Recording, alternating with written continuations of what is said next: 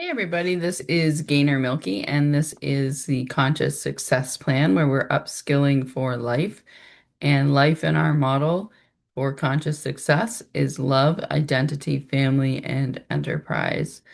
So I'm going to talk today about love, uh, and it's a popular topic, especially if you're looking for love or maybe experiencing a bumpy road in an existing relationship. And I think one of the ingredients in a good love relationship that isn't talked about enough is the idea of reciprocity. So, not a keeping score type of reciprocity, but that you have reciprocal care, and that when um, somebody needs something, if you're with your person, you're going to try to accommodate that no matter what.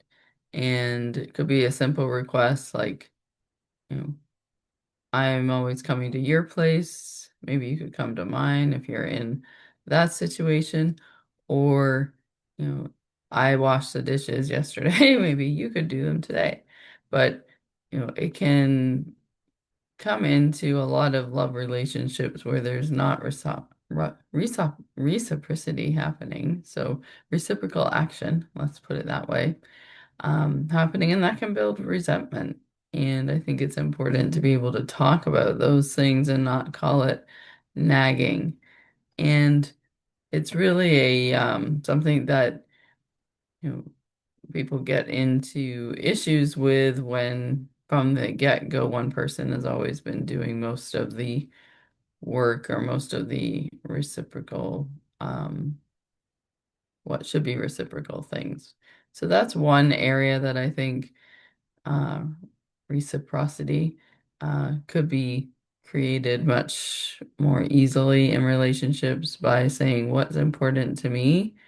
These are the things that are important to me. These are the things that are important to you. And we're going to try our best to do both of them. And I know I've had a situation in my primary love relationships where there wasn't reciprocity. And, after a while, you figure out that you're kind of doing things alone, and that can be very toxic as well. So you've got to decide how much give and take are you willing to um, think is adequate. So if you're always the giver, then you might want to take a step back and address that with your partner. And if they're unwilling, then it might be time to move on. And I think this kind of leads me into another topic for love, which is the idea of uh, that the success of a relationship is always the length of it. Sometimes it's a season, sometimes it's several seasons, but you also have to think about what the quality of the relationship is. And I think that's something that I've had to learn since I got divorced about 6 years ago,